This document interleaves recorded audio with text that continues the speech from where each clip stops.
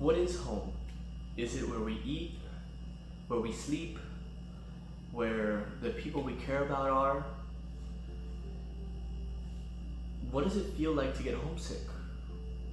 What is it okay to be homesick? These are all questions that I wasn't asking myself, but I received answers when I finished watching Bâan, Boundary of Adulthood. It's an 18-minute short film created by Gigguk. If you don't know who Gigguk is an anime YouTuber who has been making anime videos for probably as long as I've been alive. He's made countless reviews, original abridged series, and some really heartfelt videos through messages that he's learned in the medium. Now, I know when a creator or an influencer decides to make something or publish something, push it into the audience, it's usually for clout, trying to stay relevant, or just money. But what if you had someone that cared so much about a project, had so much passion for a project, fueled by his own money, so not gonna make the money back, knowing he's gonna lose money, and just given the shot of a once-in-a-lifetime opportunity? Well then, you get Bâan. From here on out, spoiler warning. Bâan starts off as we see our two main characters, Daichi and Rin. We see that both of them are preparing to leave home, but for different reasons. Daichi is leaving as a way of finding himself and to not be held down by his parents that have already set up a future for him. Rin, on the other side, leaves as a way of trying to prove independence from. We see that Daichi is enjoying freedom in this new world. Camping, hiking, and cooking in the wild, he's excelling in his new life. Rin, on the other hand, we see is struggling to find a job as she gets her 13th rejection letter. She misses home, but she sees going back as failing to be independent. From the beginning of Bâan up to this point, we've been seeing Daichi and Rin's story separate. But in a flashback, the plot twist reveals that Rin's parents die in an accident while performing a ritual. When Rin escapes, she runs into Daichi, and Daichi is the one who ends up taking care of her and raising Rin as his stepdaughter. After the accident, Daichi says he's found the reason for staying.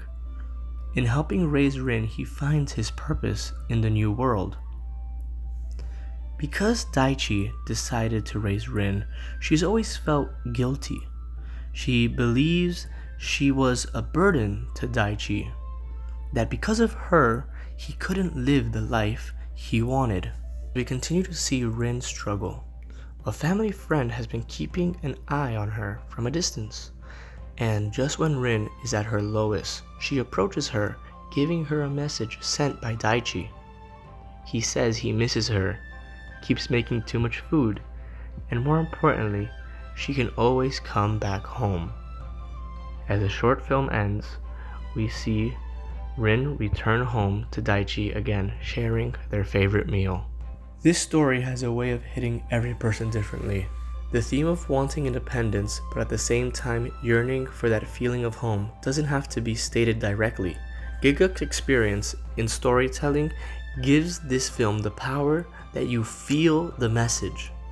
And in some ways, Rin's guilt about being a burden to Daichi reminded me of the feeling some children of immigrants carry, wanting to make the most of their parents' sacrifices, not wanting to disappoint them, but still holding onto the hope of choosing their own path in life.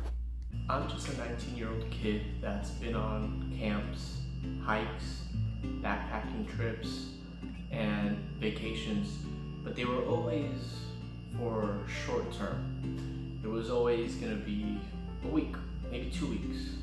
I always knew I was gonna come back.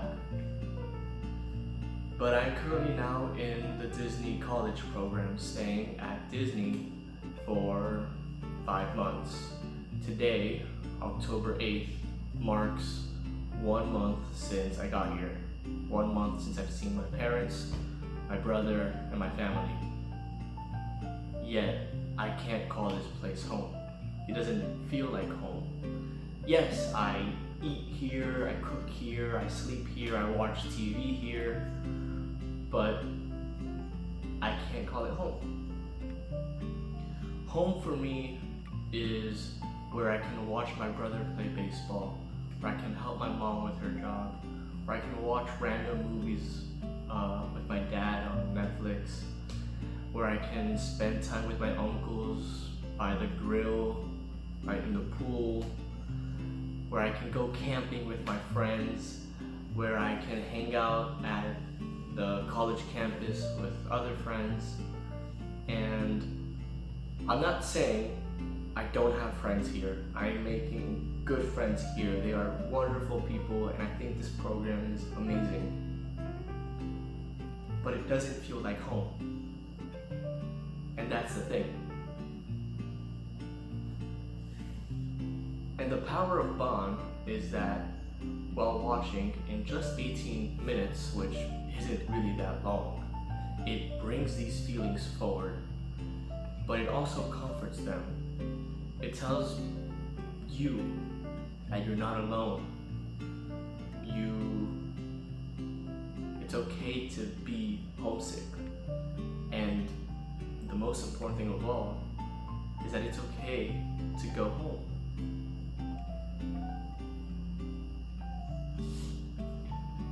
Baan, to me, is like Daichi's message to Rin. It's beautiful, powerful, and it was just the right thing I needed.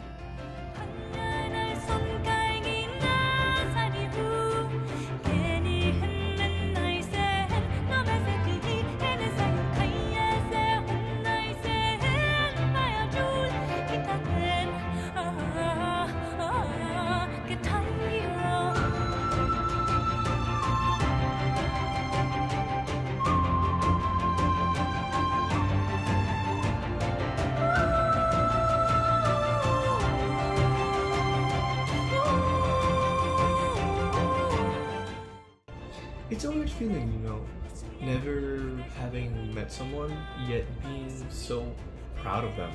I've never met Gigguk, and yet, I'm so proud that he was able to make this project that he's been really passionate about, and really shows that it's been inspired by his own personal life.